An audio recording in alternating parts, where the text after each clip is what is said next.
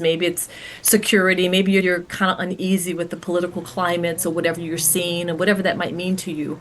And you just want to control that and have an option for your family. Then some people are also applying for what's called citizenship by investment.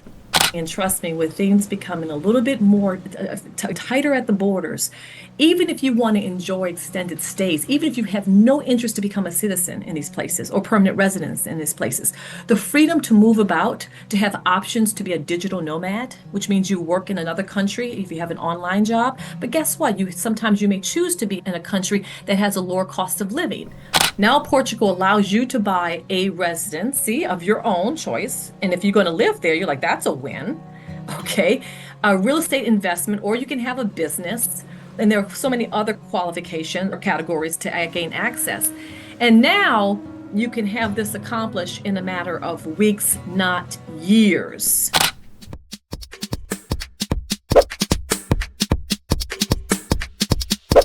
Welcome, everyone, to another episode of Chatting with the Experts TV show, where I speak with amazing women from Africa, from the Caribbean, and in the diaspora. These are professional women and successful entrepreneurial women. And they join me every week in spreading our mission, our joint mission, which is to educate, to empower and inspire women globally. This week is no exception. And the topic today is living abroad, steps to establishing multiple residencies in the US and abroad. I'll tell you about my guest, Sabrina Brown. Well, she says, if you're curious about living abroad and interested in exploring your options to live outside the US, but not sure on how to formulate your plan and execute it, then she's the answer for your passport to international living. Sabrina is a 20-year real estate broker and realtor. She's an affiliate agent of ERA Live More, and she became a certified international property specialist, that's CIPS, in 2020 to assist internationals seeking to establish residence in the United States.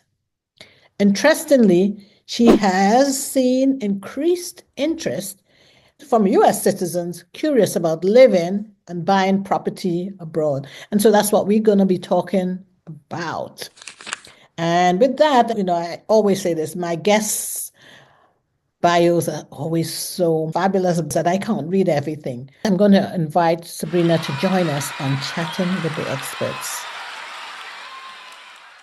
Today, as I said, we're going to be talking about living abroad and steps to establishing multiple residencies in the US and more. So tell us, how did you get into this? And why are you thinking of expanding your real estate work to a global landscape? Yeah, really good question. I would say you highlighted a little bit how I flexed from welcoming internationals to the US to in reverse, where those were looking to expand their options. And we'll talk a little bit about that, I'm sure, later in terms of what people are looking for abroad. But I will say that, so that was kind of coincidental that I started to assist people. But for myself, I have always viewed, and as well as my children, we've always viewed ourselves as global citizens. So there's always been a curiosity about our neighbors abroad. And I have hosted so many internationals, even in my home, over the 10-year period. I've had like 13 people in a 10-year period who stayed with us. And just, it was very fascinating to learn about the different cultures. But I professionally, if that's the question, professionally, how I got involved, I started to get questions about people looking at retirement options, people looking at just adventures. They knew that I knew a lot about countries and that I had connections and worked with a lot of different people. So it was coincidental that I started to get these questions about US citizens living abroad. And I never really thought about the model in that way. So I began to just go with it. I was privately pursuing it myself for all the reasons I had shared with you about my own curiosities, having a lens as a global citizen. And I had my target countries already. And I never really looked at it as really being of value. People are very scared when they go into these ventures. And oftentimes they talk about it, but they never have an action plan and definitely never actually act on it. So that's how it started. People started to ask me more and more questions, and I began to take my work seriously in that direction. So I know in 2024, that's last year, you established, and you're going to have to, I don't know, CSBRAS, or is there, I mean, is it Oh, pronounced? it's short for Sabrina Brown Realty and Advisory Services because it's I a know. mouthful. So we say it's a mouthful. So we say SPRAS, right? Okay. Those who I work with, they know what SPRAS is, right? What is your question though about it? So you established it in 2024 to do exactly what? Well, 2024, began to do two things. One, we started to establish tours abroad to take people to have what we call a soft landing. A lot of times, folks have culture shock when they make these leaps. Mhm. And so, if you have someone who can shepherd you through that process, it just makes it a lot feasible for many. And they're able to get more clarity about what they want. And then the second thing is one-on-one consultation. And of course, this year now we're going to do a webinar, which again we can chat a little bit about just to kind of expose people to some of these concepts in a little bit detail. But those are the two things is really starting to develop tours, group tours to bring people where they can kind of get a quick injection, have fun. We don't want it to be like being on a bus. Those can be kind of boring, but something that's fun, engaging. You feel like you're a local there, and yet you're getting infused with a lot of information along the way without often realizing how much you're learning. And then the one-on-ones where we sit with clients working on their action plan. What do they want? The globe is a lot to digest. It's intimidating for many people. So how do we align their goals to exactly what they want for themselves and the opportunities? And not only that, for them, their families too. They're not always thinking of just themselves. So what are some of the common reasons you're here? And because I know there's a heightened interest, and because you've been doing Sabras, is it Sabras? Sabrina Oh, Brown? Sabrina Brown Realty. We keep it for short today. Oh, sure. Yeah. Okay. Right. So what are some of the common reasons you're here and now with people wanting to live abroad? Well, certainly my perspective is going to be from the US. Let me just say that. All But this right. is nothing unique in terms of looking at these options abroad. There are numbers of contacts that I have, particularly for those who want to gain citizenship. There are other countries that have been tapping into that, but the US and Canada usually have been the largest market share of this type of market. And to be frank with you, many want options for themselves. Okay. They want options. And we can't deny that some are a little uncomfortable with what they're seeing. And one can debate about the US unrest, but let's face it, it's not just the US only. There's a movement around the world. There's more of a focus on nationalism today where the borders are beginning to becoming a little tighter. It's not just a US thing that you're hearing on the TV. So Yeah. with that said, what would travel look like for someone who wants to have a long stay? Or if someone decides that, you know what, gosh, my 401k got really hit hard. I might want to do something and diversify, and maybe in my golden years want to stay somewhere a little bit longer. And thirdly, the misnomer or the misunderstanding about the 180-day visa for those who live in the US. You would be shocked that folks think, well, I'll just use my tourist visa because I can go anywhere in the good portion of the country and I'll just go as a tourist. My friend, that is probably one thing. If anybody is thinking of that and you have thought about trying to live abroad for various reasons, I want to tell you to pause right now. That is not a guarantee. Let me give you an example. Mexico, which is so close to me and literally geographically close to us, those in the US, someone had decided, oh, I'll just rent 90 days in Mexico, signed a lease for 90 days. Got to the border, and the immigration officer stamped her passport for 30 days only. She said, wait a minute, I thought I had 188 days. Oh, you're at the wishes of the immigration officer. Yes. Not everyone, this is not some hardcore, this has been kind of a shaking of hands. This is not somewhere where you go to your embassy and they're going to argue for you and you're going to get your 180 days back. And no one's going to have a fight for you in that. And particularly with the climate changing, being able to go through the formal process in these various governments of your choice, where you see yourself staying an extended amount of time, it is an investment for yourself because nothing's guaranteed. Also, even in Europe, the same thing. I don't know if anyone's familiar with the Schengen zone, the Schengen area. This is a zone, for those who are not familiar with it, it's where there are 27 European countries and they're borderless. If you are an EU resident, European Community resident, you are able to work and stay in any of the countries that's in the EU without a time limit. Okay, so here's now the US who says, I have my 180 days. Okay, this is how that works in practice. You have to be out, you have 90 days of your 180 days. You see how it's up for interpretation? Okay, you have 90 Say that days. again. Sorry again? Say that again. You have 90 days. So you can only spend 90 days Mhm. total within 180 days. Because what people do is they border hop. Okay, I'll get out. I'll go somewhere, I'll get out of the zone and I'll come Mhm. back. No, they're from the time you will depart to the time, beginning to end, you have 100 and you can only stay in that zone in the EU for 90 days over a Ah. 180-day period. So it takes into account your border hopping. Okay. So, and if you violate that, it is quite severe. Not only fines, penalties, you may be banned from traveling to the EU in the future.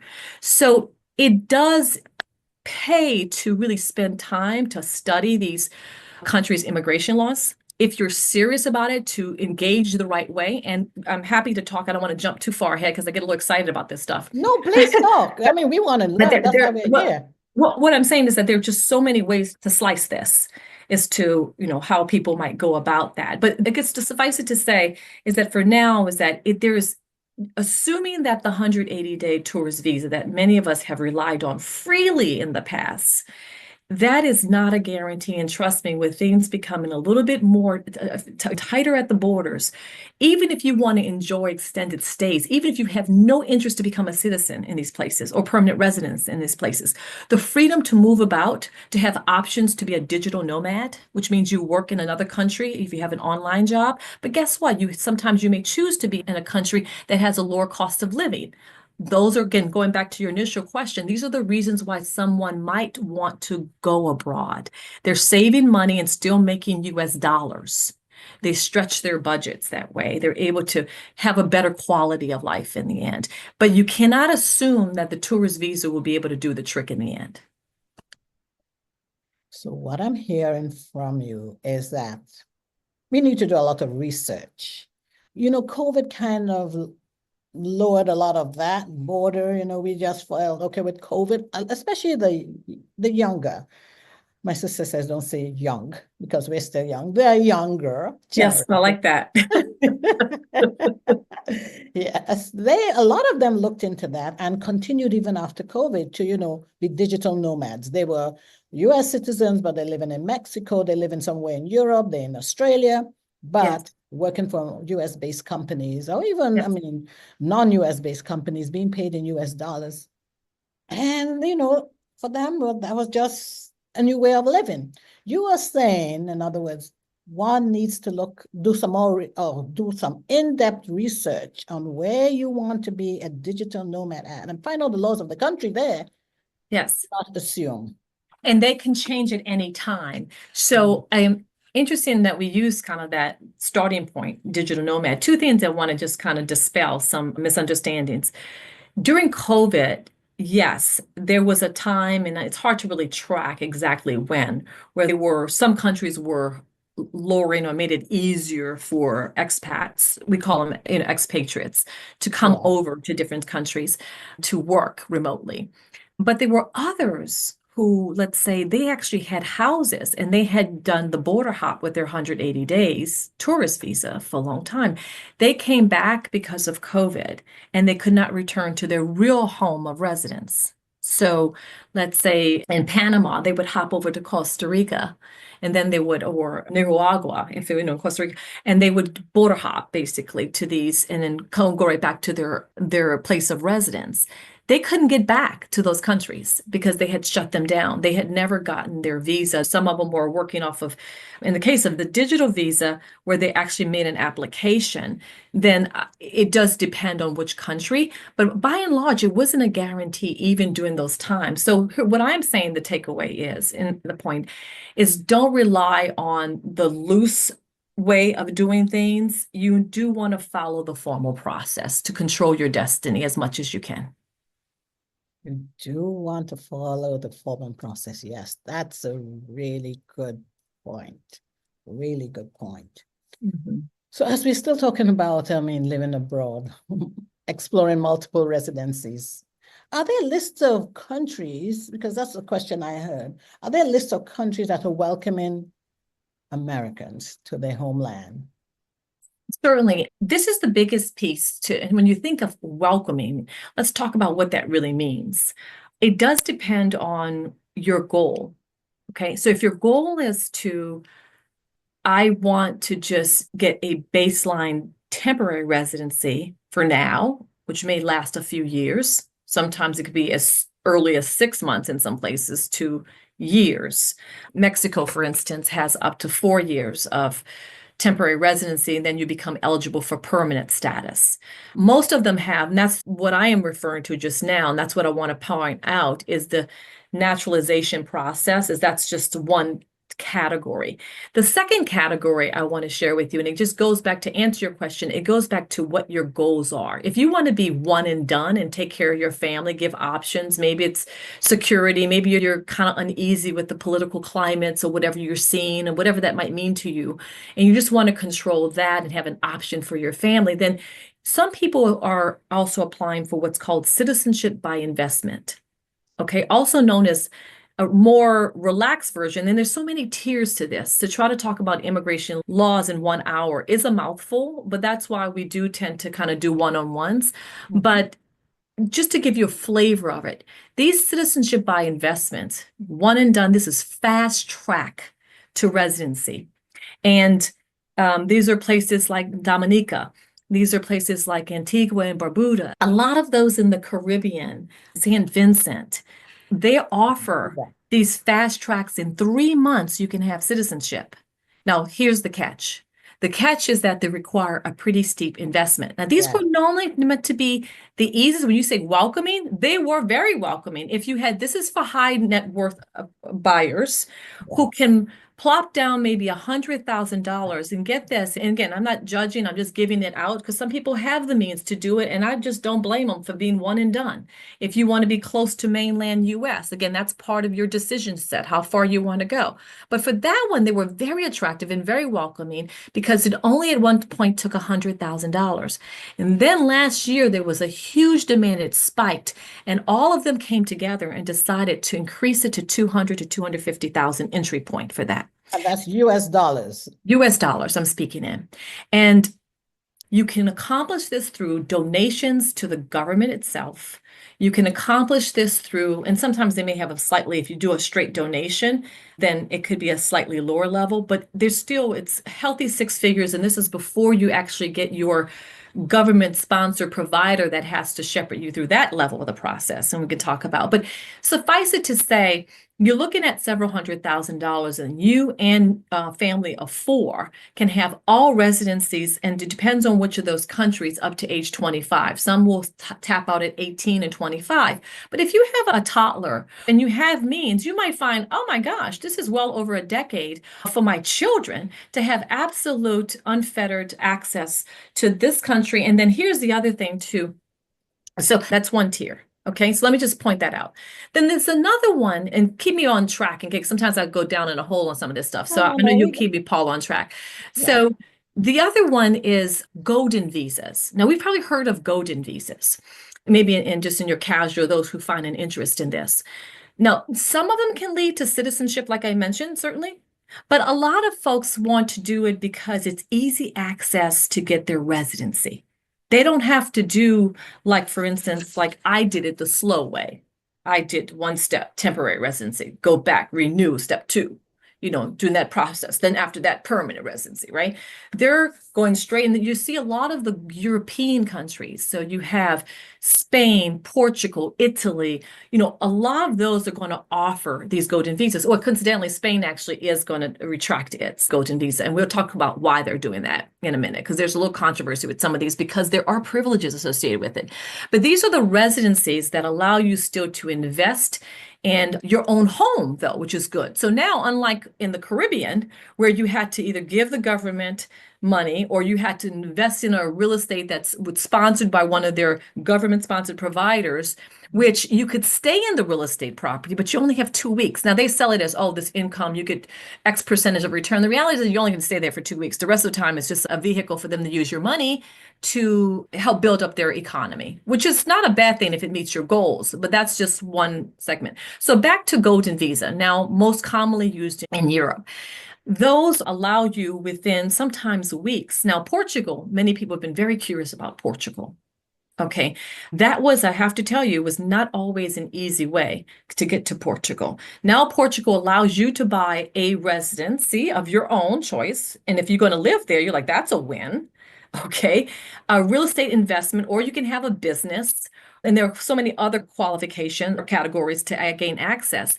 And now, you can have this accomplished in a matter of weeks, not years. In their That's for Portugal? For Portugal. This changed just last year. But it was not an easy, when people kept talking about Portugal, Portugal, and I'm like, guys, you don't realize that this is a very hard country until recently. They see the opportunity. They've loosened up their requirements. Now, here's the catch. There's always a catch to some of these. And this is only, again, giving you strategy number 2 as a point of reference for you to watch out for when you are examining these countries. And it is stay requirements. The reason why folks were talking about Portugal, but I knew there was no way that most people could ever access Portugal because there's stay requirements. Yes, you could invest in it. Yes, you can get the golden visa, but you have to stay there 6 months every year. I mean, that's virtually retired for most people. Who can do that? Now, just last year, they updated and you only have to touch down once a year every 7 days. Okay, now that's in play for a lot of people. Okay. Wait, go back on that. You have to go there once every 7 days. Is that what you said? You have to stay 7. Okay, we call it stay requirement. So when you are analyzing these countries, the question you should be asking yourself is not just the entry point or what the headlines might say, oh, easy to come here. What I found welcoming is that, can I feasibly be there? I still work. I can't be, I'm still transacting as a broker in the US. I can't stay anywhere for 6 months at a time. I would have abandoned my business physically. Yes. So what I study is, and the reason why I was attracted to Mexico and Panama is because the stay requirements were minimal. Okay. Gotcha now. And so the stay requirements for Portugal has loosened up. Now they're 7 days a year. And then you still can progress to your track to permanent residency. Now, again, the other thing I'm sorry? No, you see me looking to the side because I'm taking notes. Yeah, no problem, no problem. And so the other thing you want to think about too is as you progress, because at some point you're going to get tired of doing these applications and renewals. So you got to find out, what's my terminal? What's my end point? If in fact, let's just say hypothetically, you want to be a citizen, then you got to think about, oh my gosh, what are the language requirements? You do realize in those countries, they want you to speak the language functionally, a working knowledge. No offense, but I have no interest to learn Portuguese. I'm struggling enough for Spanish. I am a survivor Spanish speaker. I can get the job done, but I'm just saying you have to be mindful of that. And that's that. So then, do I really want citizenship? Am I okay with permanent residency? I don't need to have to vote. I have all the other benefits of being a resident there, but I can't vote. I can't serve in the military. I can't do these things, but I have access to the healthcare system, and that may be good enough for you, depending on your goals. Again, so when we say which countries are welcoming, it really comes with a big asterisk. Well, what do you mean by that? Do you mean that in terms of the affordability?